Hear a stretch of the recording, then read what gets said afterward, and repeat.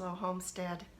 I'm Carol, and I've been out of town for a couple of days, and when you do that, it seems like when you get home there's a lot of catch up to do.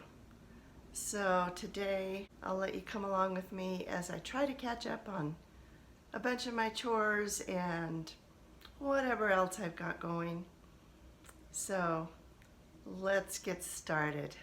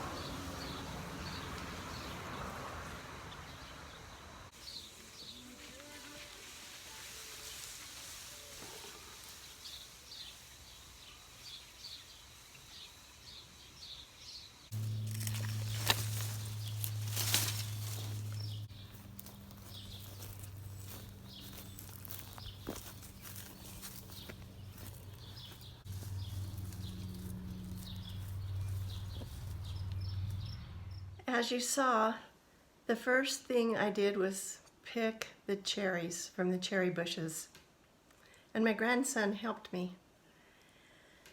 These cherries that we picked are, like I said, bush cherries.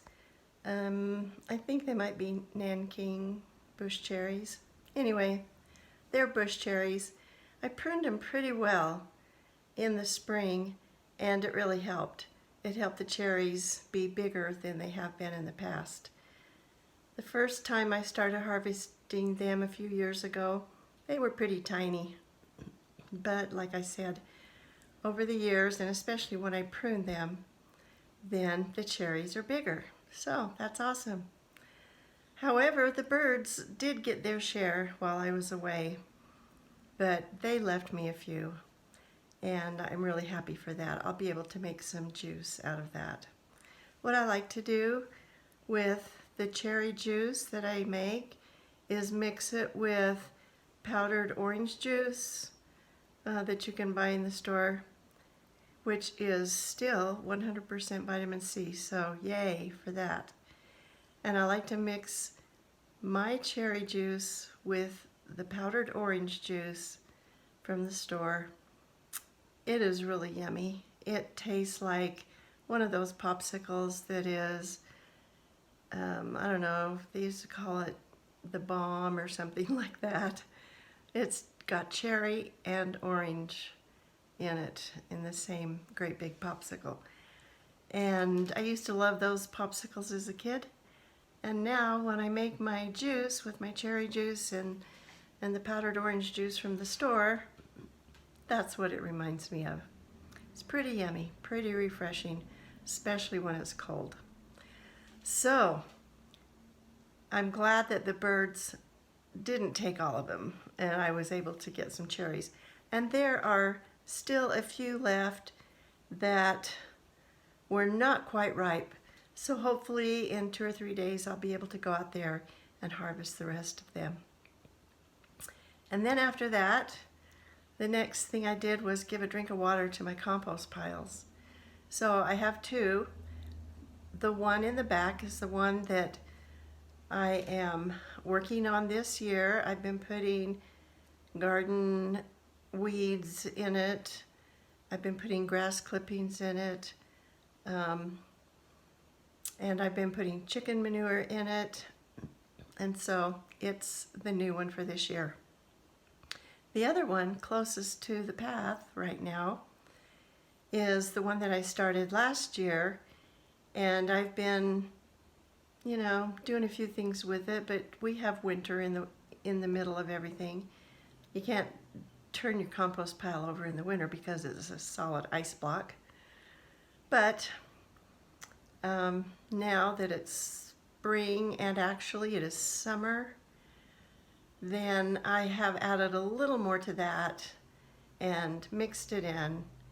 And so every once in a while I will make sure that it is moist and turned over occasionally. This fall I will put it on one of my garden areas. After I watered my compost piles, then I gave my new blackberry starts a drink of water. These are the starts that a friend of mine gave me, and I've got, 5 of them left. And so I need to be preparing a place in my yard for these blackberry starts. Some place where I can let them spread without making me angry. I know sometimes when we have things that spread too much, we just think it's terrible, even though it's something edible. So I want to give them a big place where they can multiply if they want to, and I think they're going to want to. And so then after that, I set the sprinkler on my Twix garden. Now, on the way to setting the sprinkler, I noticed that a volunteer carrot that had come up, that I found it growing a couple weeks ago, and I've been watering it just in a random place. Anyway, it has started to bloom. Okay, hang on. Okay, my timer just went off. Time to move the water. But anyway, this carrot has bloomed. And it's early in the summer, so I think that it will be able to actually completely go to seed before we get our first frost. And I'm excited about that because I'm going to save those carrot seeds and see what they make next year. They are Scarlet Nantes carrots, and I am wondering if that's what I will get from the new seeds that they're producing right now. So that will be a good experiment to do and to find out what kind of seeds I get and what kind of carrots they produce next year. Okay, and then I set the sprinkler in the Twix garden, the garden that is betwixt the two raised beds. And I have been moving that sprinkler, and that's why my timer just went off. It needs to be moved again. That sprinkler covers my broccoli, which is doing pretty well now that I pinched off some seeds that had, or some leaves that had been damaged a little bit by a pest. So when I pinched those off, that problem was gone. It must have just been a seasonal type pest. Anyway, the broccoli, the summer squash, which is coming up great, the corn, which is also doing great. I did notice one that had a dry leaf on it, so I don't know if it's because the sun was too hot, or maybe it wasn't getting enough water as its neighbors. I don't know. So I'll check that out. The corn and the potatoes. So that whole garden there, the Twix garden, is what I'm watering right now. Then my grandson trimmed some elm leaves. We had a tree in the backyard that I had topped last year, or no, it wasn't last year. It was 2 or 3 years ago. It struggled coming back, and finally the main part of the tree just had given up and wouldn't come back. But it sent up some suckers, some new shoots, of course, the way elm trees will. They are survivors. So it sent up several new shoots. My grandson took the trimmers out there, and we chose one main shoot that looked the strongest, and it was near the trunk that is now dying, the old trunk. We left that. That will become the new tree, and it will give shade to the chickens in run number 3. That will be good. So we did that, and then we hauled and we dragged these shoots that were coming up, and whatever else in the way of elm trees was in the way there.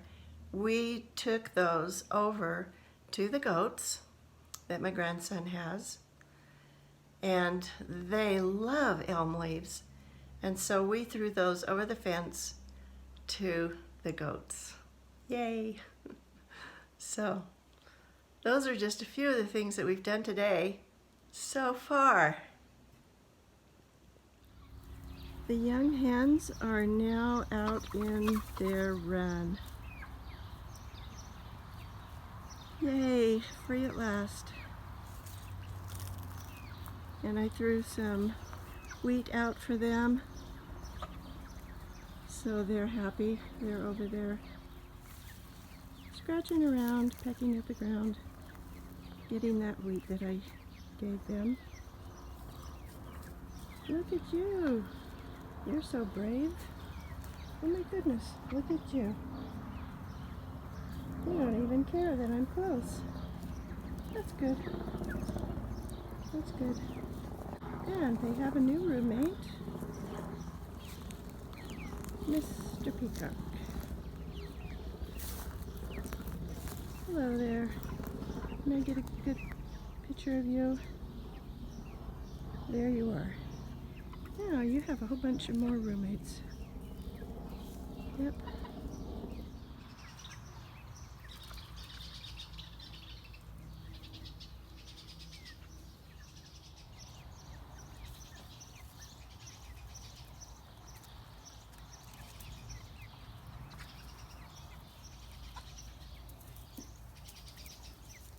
There's Fluffy. Let's see if Mr. Rooster is out, or if he went back in. Okay, I will get out of your way.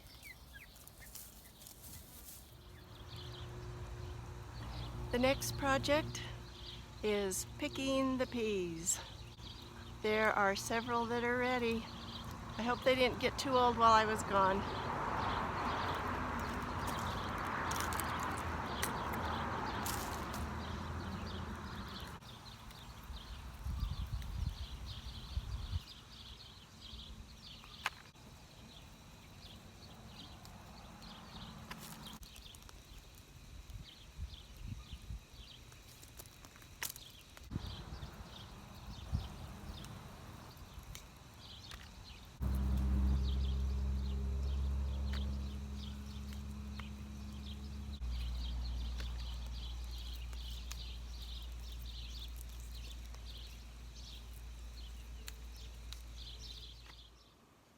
just finished picking the peas.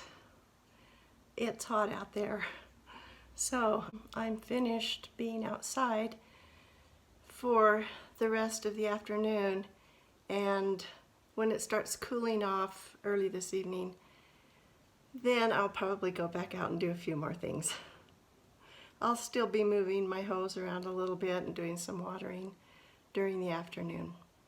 But I'm done working out there. I want to show you the different peas that I got. If you remember, I planted 3 kinds of peas. The first kind was peas that I saved from last year, and some of them were Little Marvel and some of them were Wando. I don't know which is which. I just had them all together from when I finished the harvest last year. And then, besides planting those from last year, I also planted a variety called Lincoln and another variety called, I know what it is, Frosty. Lincolns and Frosties. So let me show you how they compare. It's quite interesting. Here are a few of the peas that I just harvested from the seeds that I saved last year. So these are maybe Wandos, maybe Little Marvels, or maybe a cross. Anyway, not too bad. And then these are a little smaller, and they are called Frosty. So there's the comparison of those two. And then the Lincolns are much bigger. The plants themselves are smaller, but the pods are bigger and they have more peas inside. So there's the Lincolns, the Frosties, and the ones from last year that I saved the seeds from. So there they are. There's your comparison. I think in the future I may plant more of these Lincolns. And here is the rest of my harvest. Thanks for joining me today as I did some catch-up work with the help of my grandson. He's a big help. And it seems like, though, I think because of the heat, seems like it took a long time. But even when it takes a long time, it's okay. Things take time. And if you're like me, you sometimes take it pretty slow. But even when you do take it slow, you can accomplish a lot. Thanks for watching.